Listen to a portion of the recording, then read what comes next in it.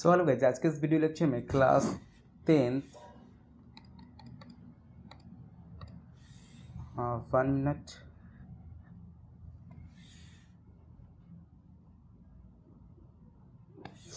तो आज के इस वीडियो लेक्चर में क्लास 10th जो बायोलॉजी का जो चैप्टर है, क्लास 10th बायोलॉजी का जो चैप्टर है, फर्स्ट चैप्टर जिसका नाम है जैव प्रक्रम लाइफ प्रोसेस, उस चैप्टर से जितने भी इम्पॉर्टेंट क्वेश्चन बनते हैं, जितने भी आपके एग्ज़ाम में पूछे जा सकते हैं और पूछे गए हैं, उन सभी प्रश्नों को इस वीडियो लेक्चर में आपको सॉल्यूशन के साथ बताया गया है ताकि आपका जो है एग्ज़ाम में अच्छे मार्क्स प्राप्त हो इस चैप्टर को लेकर। सो फर्स्ट क्वेश्चन क्या कहता है यहाँ पे कि प्रकाश संश्लेषण रासायनिक क्रिया क्या है तथा समीकरण लिखे। इंग्लिश में यहाँ पे दिया हुआ है, इस साइड में दोनों लैंग्वेज में यहाँ पे आंसर जो अवेलेबल है, इस साइड हिंदी में है और इस साइड इंग्लिश में। जो बच्चे इंग्लिश में लिखना चाहते हैं वो इस साइड वाले आंसर को लिख सकते हैं। सो यहाँ पे प्रकाश संश्लेषण क्रिया क्या है तथा इसका समीकरण लिखा। What is photosynthesis chemical reaction and write equation. So हम लोग समझ लेते हैं कि प्रकाश संश्लेषण क्रिया क्या है। तो उत्तर है, जब पौधे सूर्य की उपस्थिति में या सूर्य की अवस्था में जब पौधे सूर्य की प्रकाश CO2 जल तथा क्लोरोफिल के द्वारा भोजन निर्माण करते हैं। जब कोई भी पौधा प्रकाश की उपस्थिति में यानी सूर्य के प्रकाश की उपस्थिति में CO2 जल और क्लोरोफिल के द्वारा जो है अपने भोजन को बनाता है, भोजन निर्माण करता है, उस प्रक्रिया को बोला जाता है प्रकाश संश्लेषण रासायनिक क्रिया। सो जब कोई पौधा है, वो पौधा जो अपना फूड प्रोड्यूस कर रहा है प्रेजेंस ऑफ सनलाइट, CO2 और वाटर और क्लोरोफिल के द्वारा, सो उस क्रिया को, उस प्रोसेस को बोलेंगे फोटोसिंथेसिस केमिकल रिएक्शन। इसका समीकरण जो है यहाँ पे लिखा हुआ है, आप यहाँ से नोट कर सकते हैं, जैसे 6CO2 plus H2O।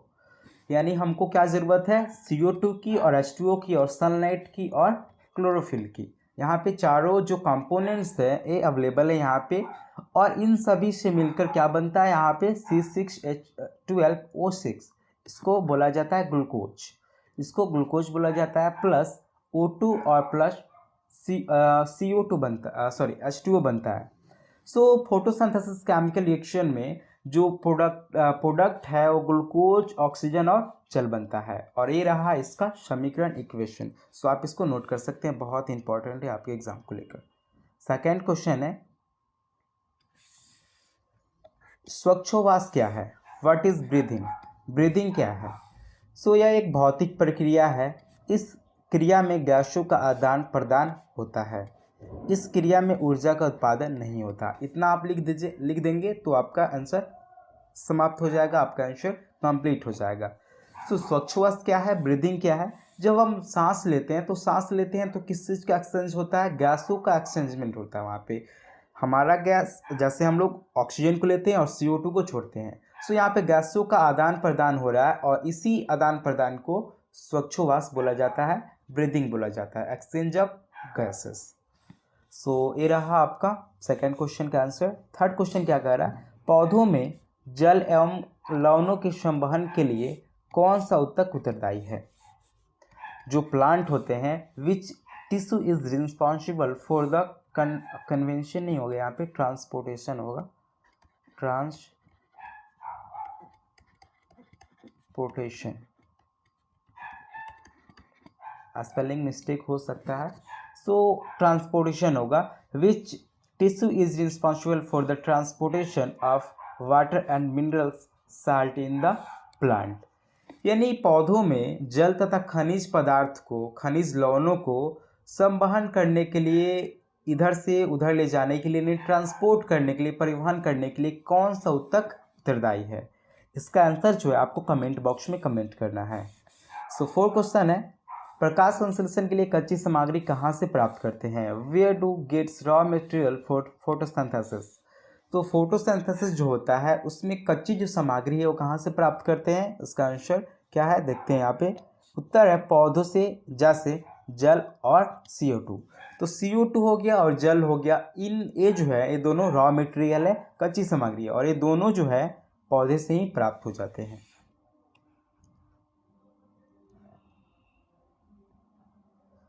Fifth question है, रक्त के संगठक का नाम लिखें। Type of the name of blood components. So blood components है, किन किन चीज़ों से ब्लड मिलकर बना होता है। सो श्वेत रक्त और लाल रक्त, इन्हीं दोनों रक्त से एक रक्त का निर्माण होता है। सो यहाँ पे है white blood cell, red blood cell. 6 number question क्या कह रहा है, निम्नलिखित को परिभाषित कीजिए। सो पोषण को लिखना है, आपका परिभाषा देना है, श्वसन का परिभाषा देना है, परिवहन और उत्सर्जन, न्यूट्रिशन, ब्रीदिंग, यहाँ पे फिर ब्रीदिंग नहीं होगा, यहाँ पे होगा रेस्पिरेशन, मिस्टेक हो जाता है। सो यहाँ पे होगा रेस्पिरेशन, न्यूट्रिशन, रेस्पिरेशन, ट्रांसपोर्टेशन और एक्सक्रीशन। सो इन चारों का डिफिनीशन आपको यहाँ पे दिया गया है, और ये बहुत चारों जो है बहुत बार आपके एग्जाम में पूछे जा चुके हैं। सो फर्स्ट है पोषण। पोषण क्या होता है, न्यूट्रिशन क्या होता है, इसका आंसर समझ लेते हैं। वह विधि जिसके द्वारा जीव पोषक तत्वों को ग्रहण कर उसका उपयोग करता है। The method by which organism absorb nutrients and use it. वह विधि जिसके द्वारा जो कोई भी जीव है, वो जीव भोजन तत्वों को, पोषक तत्वों को ग्रहण करता है और उससे जो एनर्जी मिलती है, ऊर्जा मिलती है, उसका उपयोग करता है, उसी को पोषण बोला जाता है। सेकेंड है श्वसन क्या है। सो खाद्य पदार्थों को विखंडित कर ऊर्जा बनाने की क्रिया श्वसन कहलाती है।